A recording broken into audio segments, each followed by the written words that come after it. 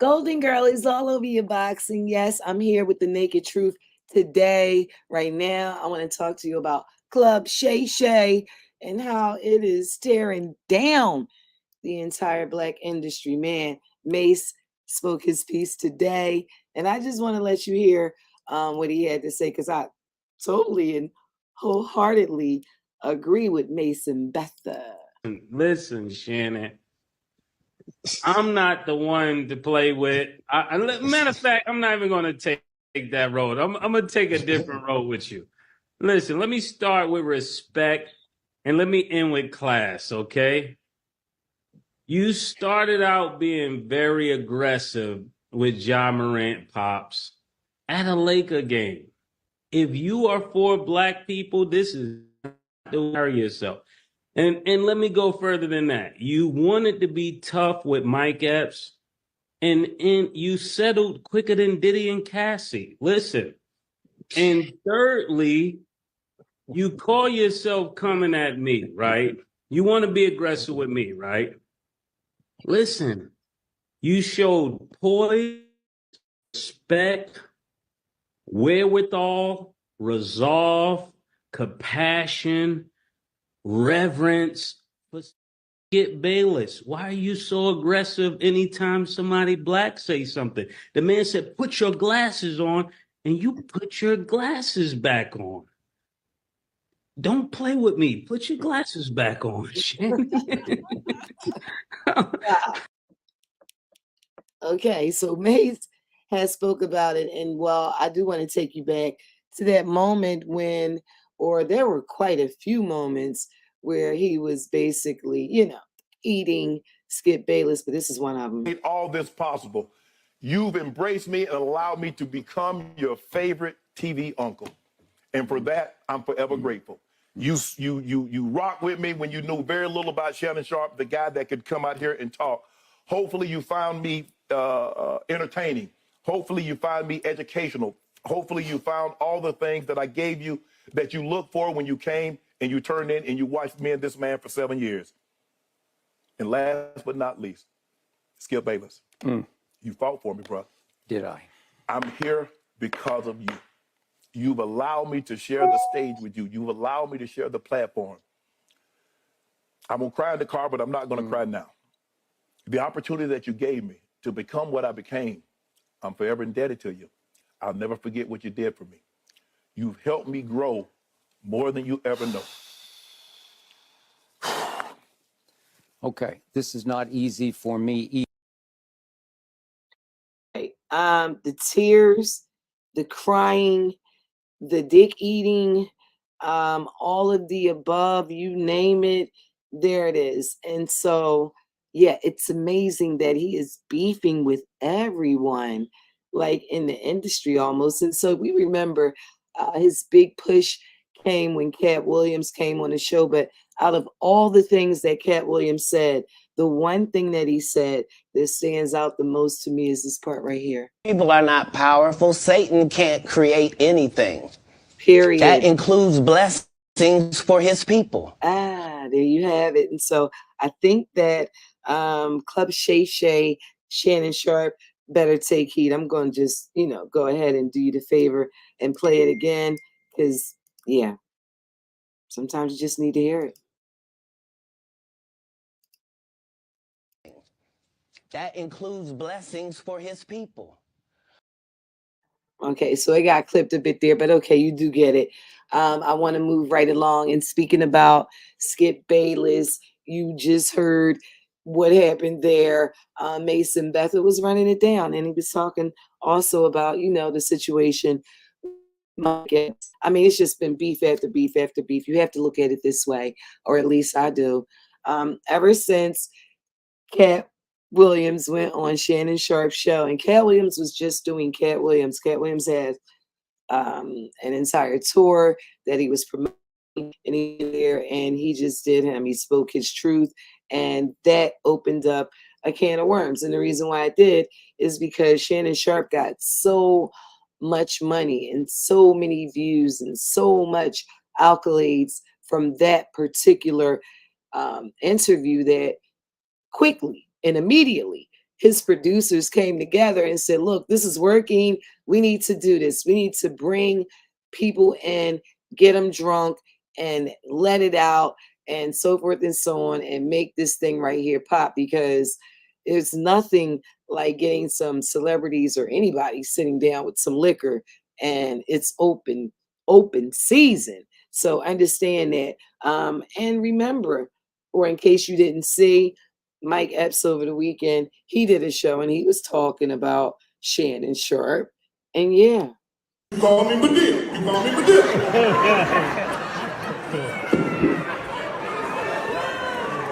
Man, I went to hug that nigga. I felt him. I said, oh, hell no. But I had that pistol in my pocket. Just in case the shit went wrong.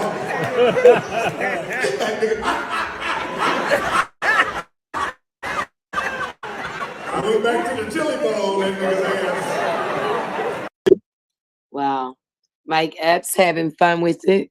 Shannon Sharpe, it was all that's what happens when you're a real black man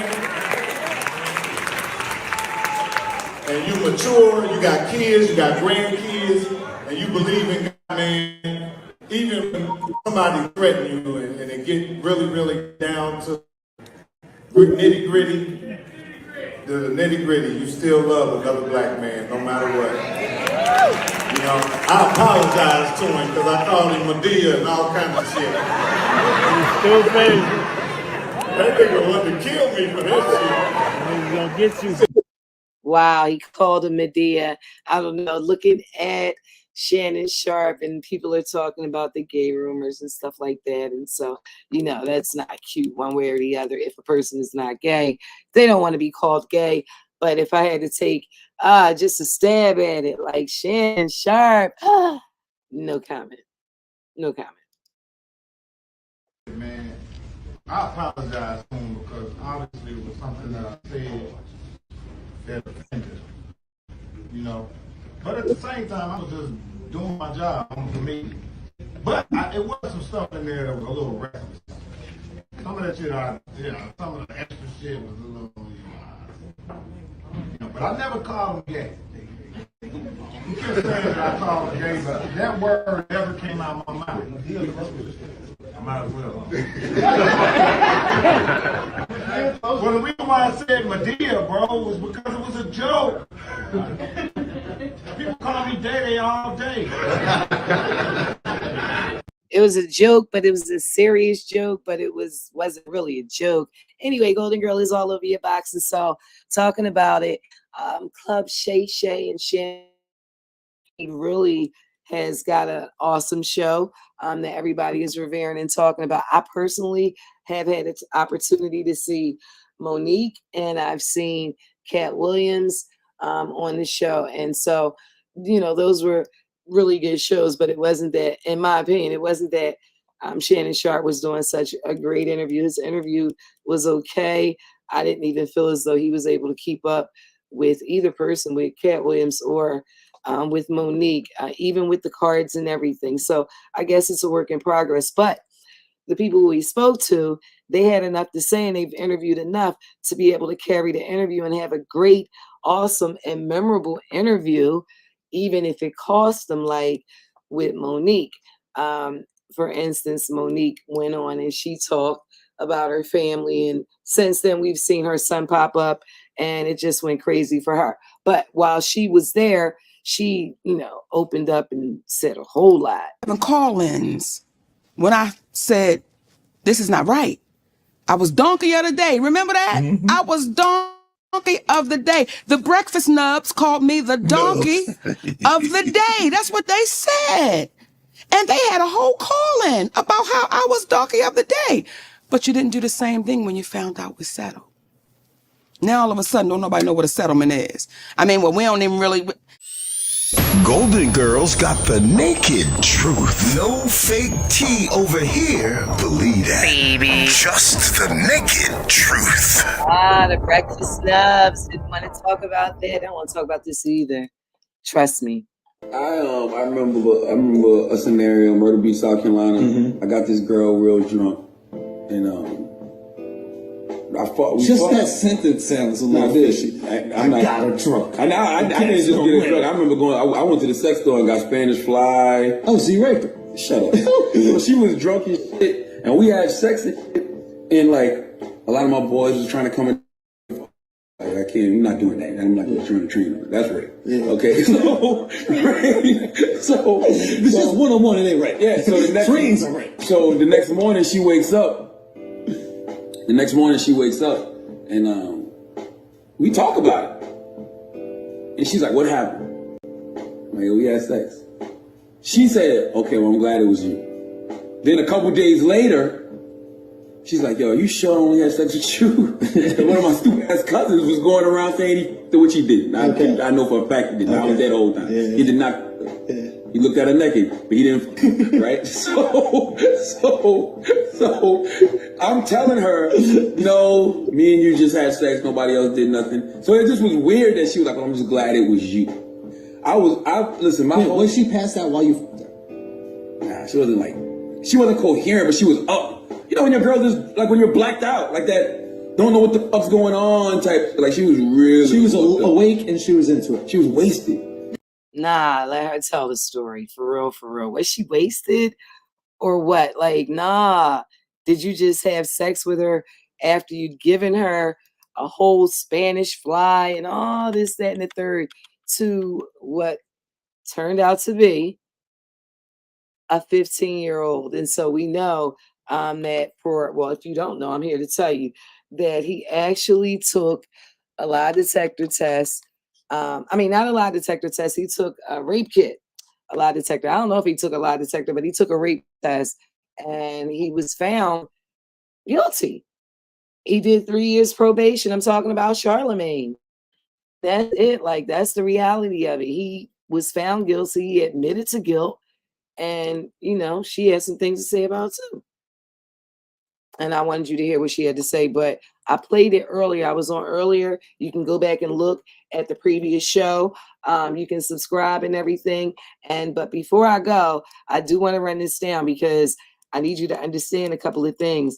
This guy, Shannon Sharpe, in my opinion, is basically what we call, he's a whole and full on like pigeon in the whole thing. Like he really is. When people are talking about, well, they got plants in the industry and this person is a plant and that person is a plant.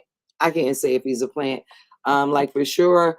But what I can say is that ever since the show has came on, it's been focused and it's been a whole lot of Black people being torn down on a regular basis, and the people that are behind the show are far from Black. All right. And so you got to look at it for what it is. These stories that are necessarily true, it doesn't matter if they're true or not. It's like somebody just ripped the whole Band-Aid off of the Black industry and everything that's going on. Now, it's a million things that's going on the white side of the industry, but they're not talking about it. So in the end, Black people are being made to look bad. Even the people that people have looked up to, people should already realize that people are just regular and human, but they have been able to have an opportunity to do what they do. And I don't think that everybody's business should be put on blast because they're having a little bit of drink, and it's down, and don't nothing get you to talking like some liquor. And I would know because the whole format, realistically, like the entire format is one that I had, know about and know well because I started it. And you're like, well, wait a minute, you start? Yeah, I started it. Like the whole thing, bringing people in, celebrities in, having the drinks, getting twisted, and getting celebrities to talk about everything. I started it, and the drink champs. You don't know. I'm telling you this because you don't know.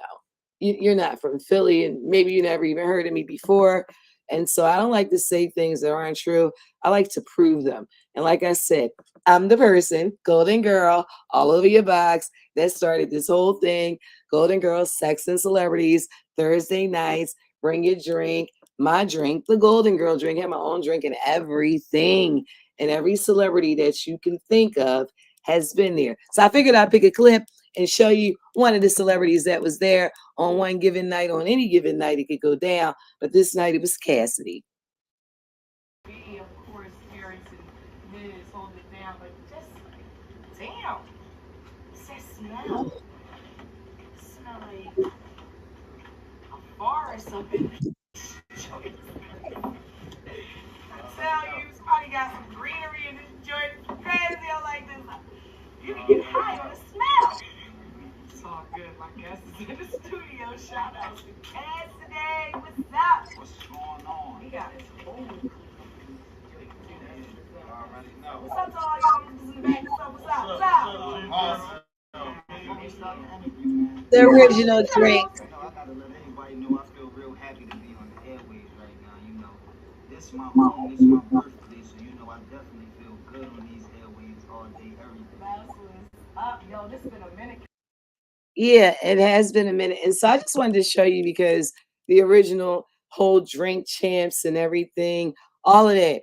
Yeah, I got like footage after footage and celebrity after celebrity on getting twisted and telling the whole story. And I'm watching Club Shay Shay and I'm watching this thing unfold, but right now it's in a different time. Like we did it on the air and everything, and it was syndicated, but right now everybody is on the internet watching. This is changing lives, it's changing relationships, it's ending relationships for people, it's blackballing people even while they're on Club Shay Shay. Like a lot is going on behind the scenes, and it's real ugly.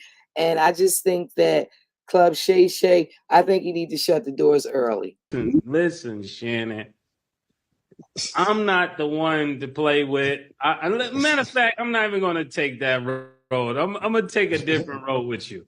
Listen, let me start with respect and let me end with class, okay? You started out being very aggressive with Ja Morant Pops at a Laker game. If you are for black people, this is not the way to carry yourself. And let me go further than that. You wanted to be tough with Mike Epps, and you settled quicker than Diddy and Cassie. Listen. And thirdly, you call yourself coming at me, right? You want to be aggressive with me, right? Listen, you showed poise, respect, wherewithal, resolve, compassion, reverence for Skip Bayless. Why are you so aggressive anytime somebody black say something? The man said, put your glasses on, and you put your glasses back.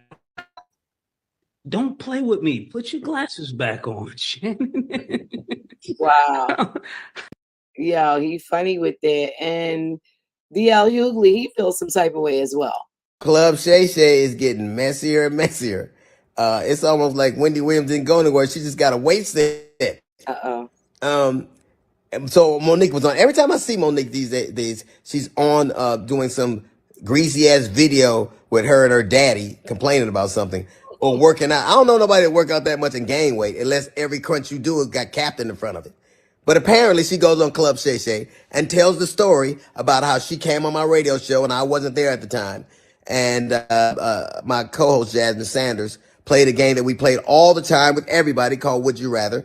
She apparently was so offended by that she says she got off. She called me. Monique did, and she said I was very dismissive, like, Monique's a liar.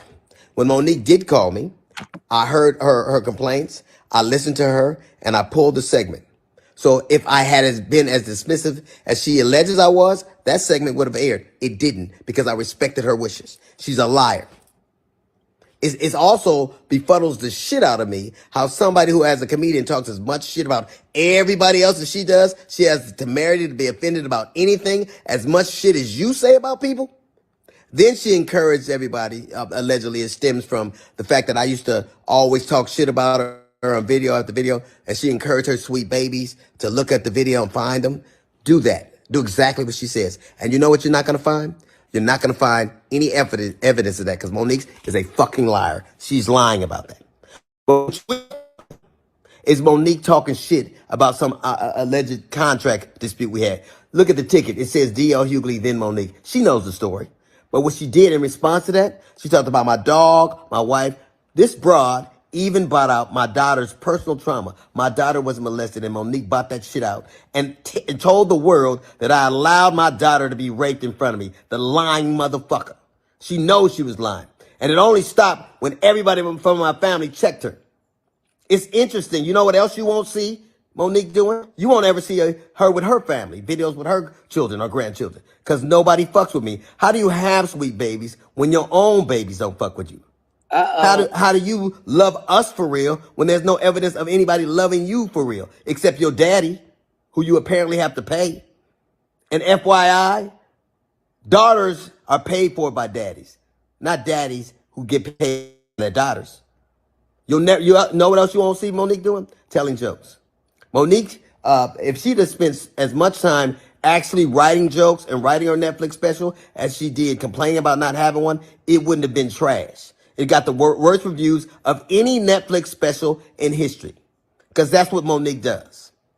She complains and she has grievances. You never see her being a human being. You never see her being sweet and warm to people, except when she's using it to butter somebody up to get something. There's a reason why everywhere she goes, shit starts. Everywhere she goes. How is it that nobody fucks with you, not even your family? How do you, or I was on the road getting it. I get it every goddamn week. Look at my schedule versus yours. See how much I'm going. And I still manage to have a relationship that I cherish with my children. Can you say the same? You can't. Wow. And so all you do is talk about your grievances and who did you wrong. There's a reason you're by yourself. There's a reason you got to pay a man to love you. There's an old adage that says you can't buy love. It's a shame, Monique, that you probably always will have to. Wow. Well, you know what? All that shit that he said up in there. I mean, damn, after her son came out and said what he said, it just really make it look like pretty much DL Hughley has some very valid points. Golden Girl is all over your box. My point is, Club Shay Shay is here with producers behind him because he doesn't seem like he's whatever. It seems like, well, I know because we're in Hollywood. I just know how this works. The producers are now just searching for the drama. And before it's over, the entire Black Hollywood, comedians and everything else is being torn down while Club Shay Shay, Shannon Sharpe is gaining his whatever it is that he's gaining. In the meantime, I'm about to roll up out of here. I just want to show you real quick, because a lot of people didn't get a chance to see it. Jessica Reed and Charlemagne, I've been talking about it this week. I actually, there's been over 1 million people on my page on a post about what's going on. And I just believe that within more than 1 million people, almost 2 million people, I just believe that Charlemagne should be canceled. Like, I believe that he should be canceled, at least from, the radio. I don't know what else he has going on, but he needs to be canceled from the radio because somebody made a comment, Charlemagne, calling people donkey of the day. A lot of people made comments about it. And like, he's the biggest donkey. Like, they got a lot going on up there. Envy, who knows, scamming and whatnot. But Charlemagne with the rape, like, that's crazy right there. You can't top notch, gotta go, cancel this nigga. Gave Malika and I the drinks. He himself made those drinks. He told me that I could trust him. I was like his sister. He would let nothing happen to me that night. He repeatedly asked me over and over and over if I wanted to drink, and even after telling him no several times, he still pressured me. I finally took a drink. Now, mind you, I'm 15 years old. I'm a child. I'm a minor. I'm being pressured into drinking by someone who I thought I could trust. I let my guards down. And I said, you know what? This is my friend. He won't let anything happen to me. And he betrayed me. That's a shame. He allowed his friends or cousins or whoever those guys were to take advantage of me. And that's a damn shame. cup down, and I just said, okay, I started feeling weird. And I said, okay, I'm gonna go to the bathroom. This is what I told myself. And when I got up to go to the bathroom, I fell to the floor. I couldn't move my legs. I couldn't move my arms. It's like I had no control over my limbs. I could see and I could hear, but I couldn't move. So I heard the guys in the back and they were laughing, and Charlamagne was laughing. And he told them to take me upstairs. Taken upstairs by two guys, one named Larry and one named Boo, who took me into a bathroom and violated me and took advantage of me. Like, I don't care what nobody says, that, like, oh, well, her tears and, why this? And it was a long time ago. No, she called the police that day. This man did 3 years probation. He is guilty as F, period. The whole time he's doing all these things, I was there crying.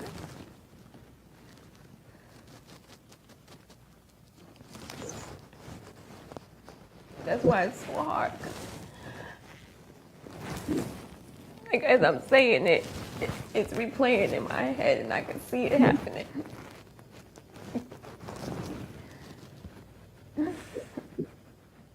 He was kissing me everywhere.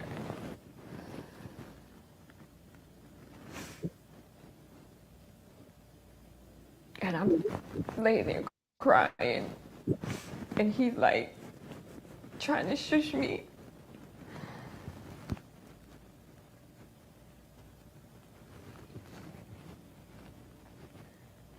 It sounds like some purge shit.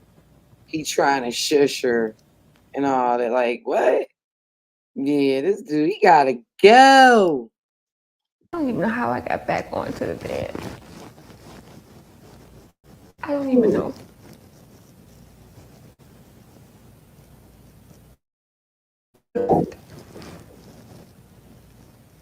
And then Charlamagne came into the room. And I saw Charlamagne's face with my own eyes. When he opened that door, I saw his face. She knows she's I saw his face. I heard his voice while he was raping me. There's nothing that nobody can say. And started taking off my clothes. And started talking to me in the process. And he kept saying things like, I told you I was going to take care of you and nothing was going to happen to you. There's some shit. I remember a scenario in Myrtle Beach, South Carolina. I got this girl real drunk, and that sentence sounds a little fishy. I got her drunk. I didn't just get her drunk. I remember I went to the sex store and got Spanish Fly. Oh, so you raped her? Shut up. So she was drunk as shit, and we had sex and shit, and like a lot of my boys was trying to come in the room and fuck. I'm like, nah, chill out. I can't. I'm not doing that. I'm not trying to train her. That's rape. Yeah. Okay. So, right. So it's just one-on-one. It ain't right. Yeah. So the next trains are right. So the next morning she wakes up. And we talk about it. And she's like, what happened? I'm like, we had sex. She said, okay, well, I'm glad it was you. Then a couple days later, she's like, yo, are you sure I only had sex with you? Going around saying he did what he did. I know for a fact he did not. I was there the whole time. Yeah. He did not. Yeah. He looked at her naked, but he didn't, right? So I'm telling her, no, me and you just had sex, nobody else did nothing. So it just was weird that she was like, well, I'm just glad it was you. Listen, was she passed out while you fucked her? Nah, she wasn't coherent, but she was up. You know when your girl just, like when you're blacked out, like that, don't know what the fuck's going on type. Like she was really. She was awake and she was into it. She was wasted. Wow. Always remember to BIG, believe in God. He believes in you. He makes all things possible too. Make sure you check back, subscribe, get the notification, all that, like, share, basic shit that they say every day. Do that and make sure you get in where you fit in, because I got the naked truth and I got a lot of it too. And we're going to talk about Fannie Mae. Fannie over there about to lose her job over some good. I'm out. Golden Girl is all over your box, baby.